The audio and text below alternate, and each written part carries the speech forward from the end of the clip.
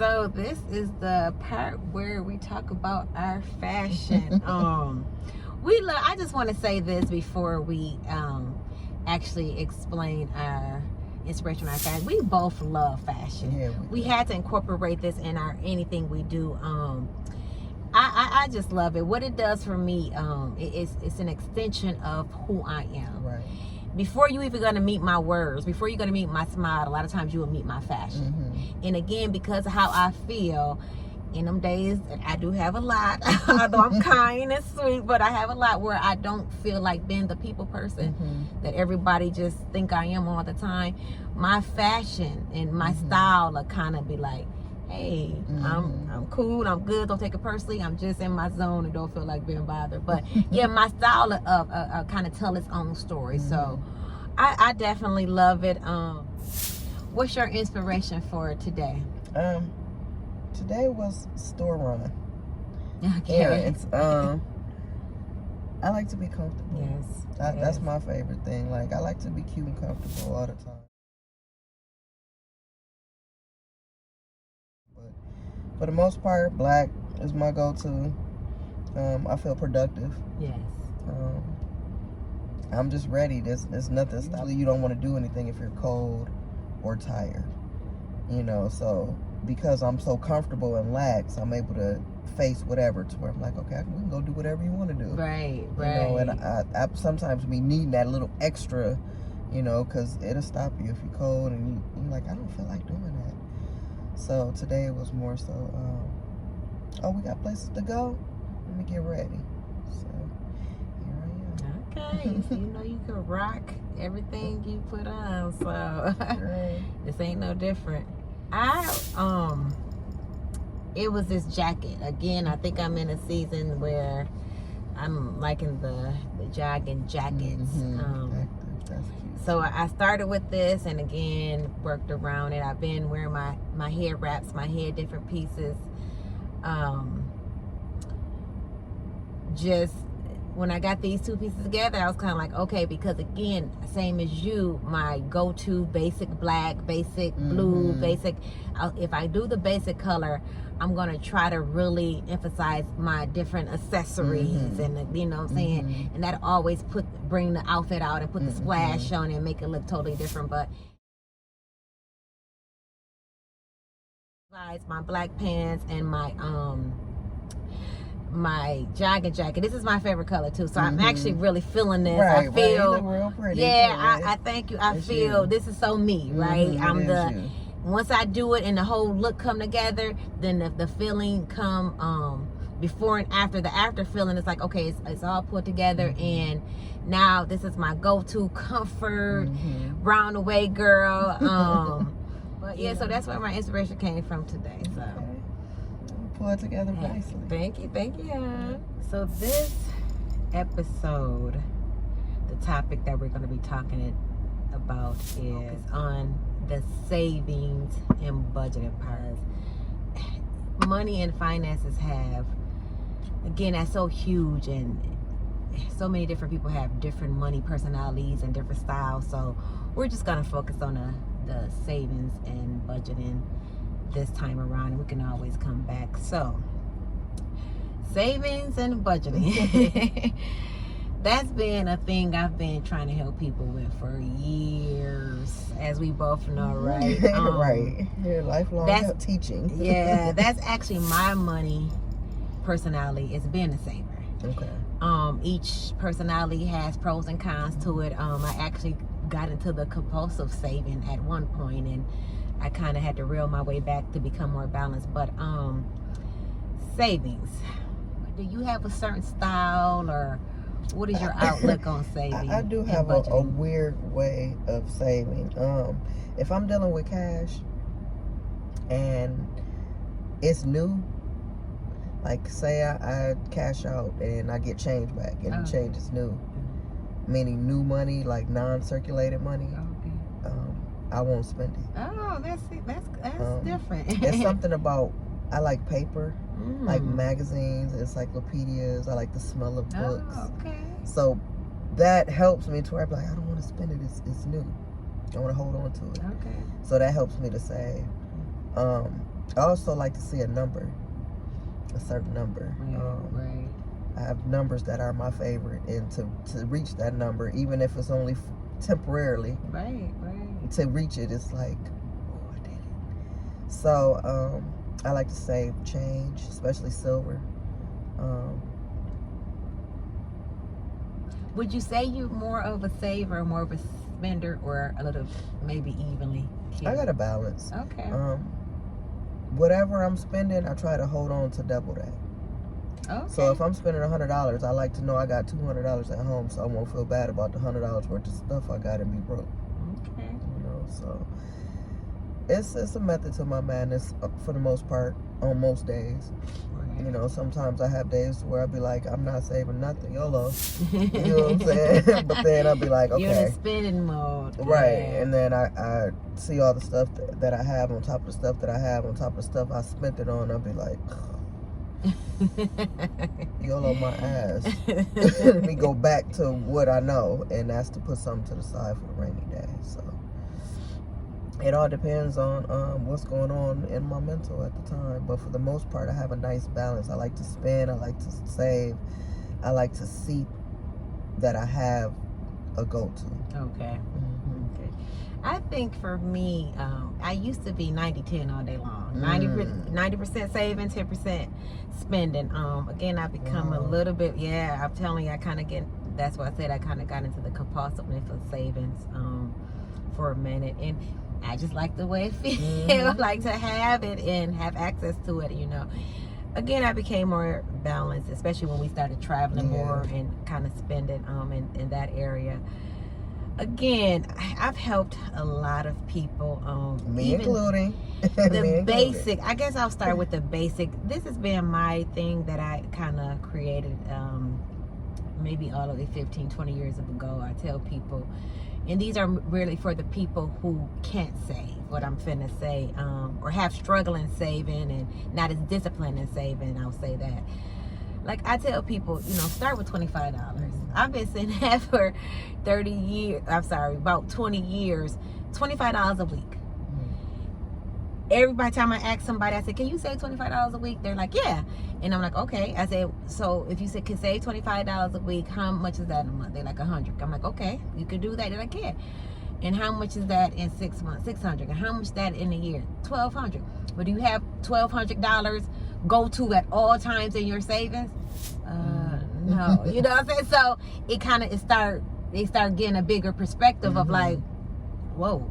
Because most people, even if you got a part-time job, you can save $25 a week. Yeah, you spend $25 easily without even thinking of gas it. Station. So I always ask people at the end of the year, do you have $1,200? You know, even $1,000. You know what I'm saying? That was the thing I taught them in the budgeting class. It's like I would tell people, your go-to saving amount should be $1,000. You know, you should always have that. I usually can cover two big things. If a car or a house, something wrong with your car, or something wrong with you have something in your house you got to get fixed, or a kid emergency or something. So $1,000 is usually a good amount to have. But yeah, again, I would start there for the people who have not good discipline in saving. It's $25 a week. And I've read it so many people, oh, that ain't nothing. I'm gonna do more, I'll do more, and I'll be like, just start with the 25 because it never happens. It never, you know, it sounds good. They'll do it for a month or 2 months, and it's kind of like, just start with the 25. If you can do extra, fine, because this is the money that you don't touch. You know, like I said, there's different, that's why it could get so complicated, because there's different areas to where you got the money, your bill money, I call that the revolving door. You got the money that you're not, you know, gonna touch, whether that be, then that takes me actually to the next part of it. Once you can get a little bit disciplined or get a little handle on your savings, what's best for you? Would you rather keep it in the bank? Would you rather keep it under your mattress? I tell people, again, don't put all your eggs in one basket on every level. So keep a little bit in the bank, keep a little bit under pocket change, or like you said, a change container at home or whatever. So it's good to have these different spots. That is the savings piece of it. The budgeting piece, again, I tell people, I know people are doing the phone and the electronics, as far as, you know, writing down their bills or writing down their monthly the debt that they gotta give out monthly versus the income or whatever. But I love the old-fashioned paper and pen, just because it's right there. You get a pad, you can see it. But I tell people, start there. You gotta start. You have to write it down somewhere, even if you don't want to use the paper and pen.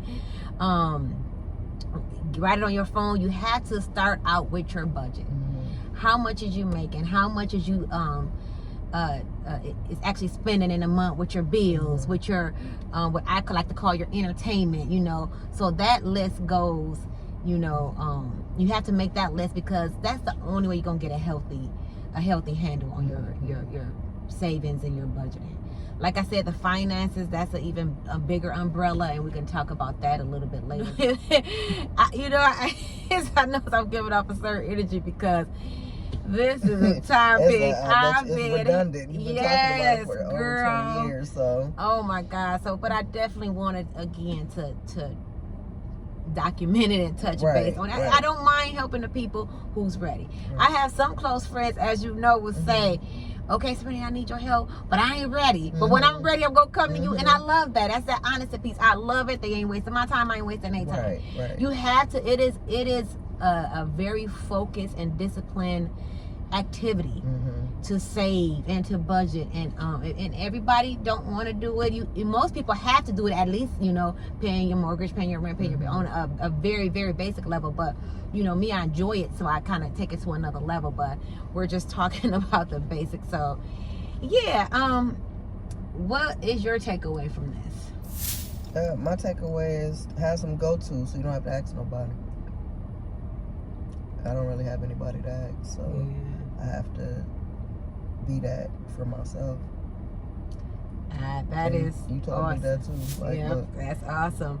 I started, piggyback on what you're saying, I started that 1920, not having parents to act. When I saw a lot of people around me asking their parents, I didn't have parents. So the minute that I got a credit card, that kind of became my parents per se, to where, okay, that was my first maybe 21, 22, that like, I'm gonna keep this and as an emergency. So if I have to use this or borrow from, you know, that's definitely a great suggestion. That, you know, it's not a good feeling when you need it and don't have it, and then don't have no one you can get it from. Yep, I agree. So.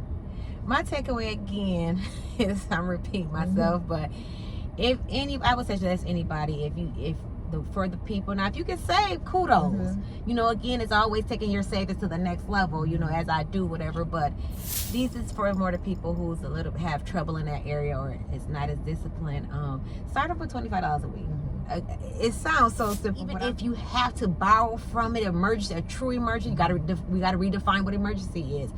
Then you can, you know, borrow $300, put it back, or whatever the case may be. But at the end of the year, if you ain't got $1,000 or $1,200 just in a pocket change per se, then you got to look at it and reevaluate what your saving technique, your saving process is. So start with that. And then if it, you know, a bigger picture, if you really want to like do some real heavy investigating on yourself and your spending, tally up how much you spent for the whole year, and then see how much you saved. That'll make you feel a ways about yourself, like, dang, I was able to spend, I didn't think I spent $8,500 on a bunch of... I think that's too big. You think? Yes, I think that's too big. You're in the moment. You know, spending is so emotional. You're in the moment, you know what I'm saying? And to tally that up for the whole year, like I said, I tried it. One thing helping with people, you kind of got to go basic as possible, because it is so emotional. Like, that's that... yeah, that's kind of too big. What's that... what's the word?